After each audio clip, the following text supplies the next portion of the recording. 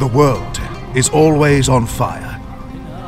The tribes of the Holy Lands have been bickering for centuries over spurious statues and false prophets, and all that division only fuels hate and scars the lands of Allah.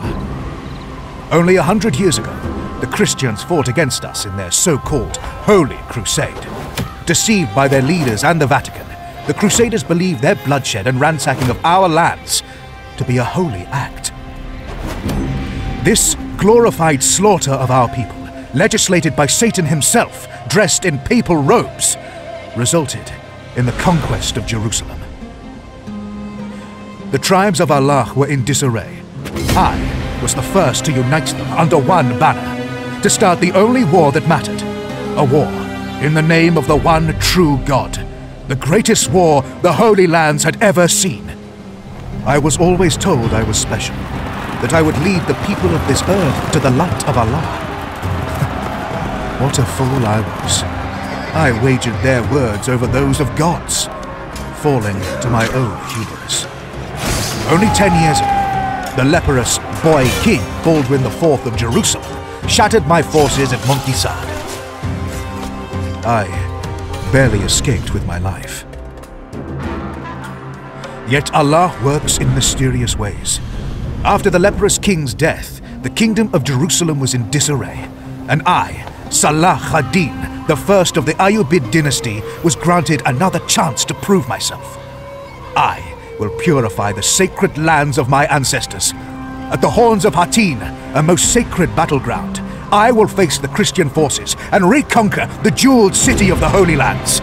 Jerusalem will once again know peace, in the name of Allah.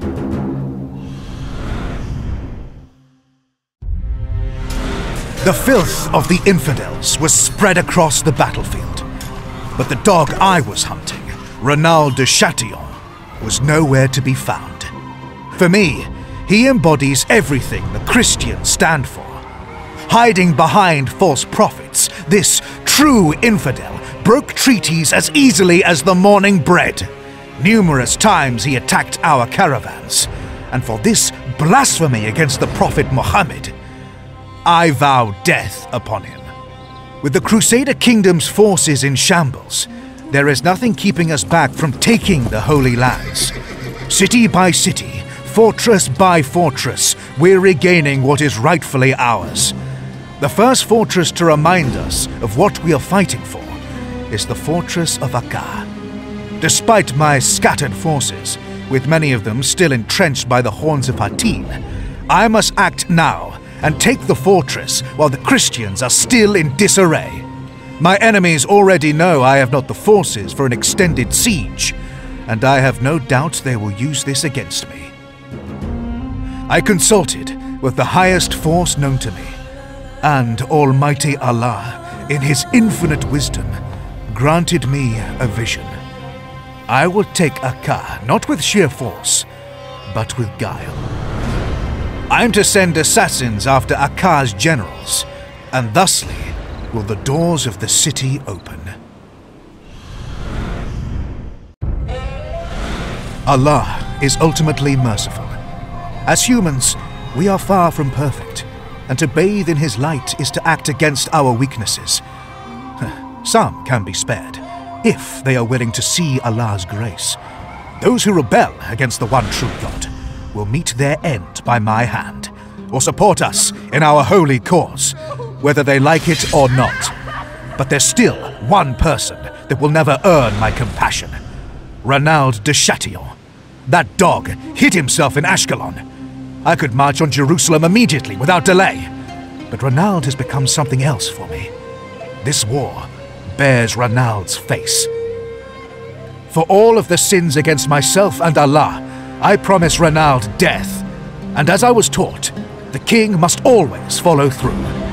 Jerusalem will have to wait, at least until I set Ashkelon alight. I am the hand of Allah in the domain of men, and no one but me is to pass judgment upon those who spread profanity against him. Eventually, Renald de Chatillon, the blaspheming sack of foul meat, met the sharp end of my blade. His death was a promise to every infidel in the Kingdom of Jerusalem that those who defy the sons of Ishmael will meet a similar end. I regret that Ranald's blood won't be the last to be shed in this war. As Ashkelon falls into my domain, I'm forced to stay and overlook the introduction of new laws. In the meantime, I have delegated my best generals to besiege Jerusalem. May Allah grant them strength.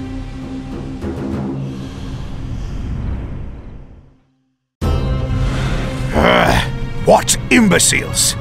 No wonder Jerusalem fell a century ago, if the city was governed by fools as incompetent as my generals. I promised Abdullah, the general in charge of the siege, that history will never know his name, and he'll spend the rest of his life as a common tax collector. I granted him this mercy so that his name would not become synonymous with fools among future generations. History, though, is often an ironic tale. The Christians captured Jerusalem from the north. Their knights fought in the shade of the citadel's walls, allowing them to hide from the scorching sun. I promptly directed my own assault from the very same side, knowing full well that those walls were never truly repaired to their former glory. Within the walls of Jerusalem, Allah's word can be heard from every corner. The city fell to my army. Luckily, our holy shrine survived the assault, and my warriors could seek solitude in the cold rooms of the Al-Aqsa. The Christian citizens of Jerusalem will be judged accordingly. Those who valued their false god above Allah will soon face their sentence in the endless desert as exiles. If their God is as merciful as they say, then they will find a safe passage home. If not, I hope Allah will save their lost souls. The victory in Hattin and the fall of Jerusalem prompted another crusade by the Christians. The King of England led the Christian forces himself, and despite initial victories on the battlefield, the Christians never reached Jerusalem again. Finally, a truce was reached, and unarmed Christians were permitted to visit the Holy Lands as pilgrims.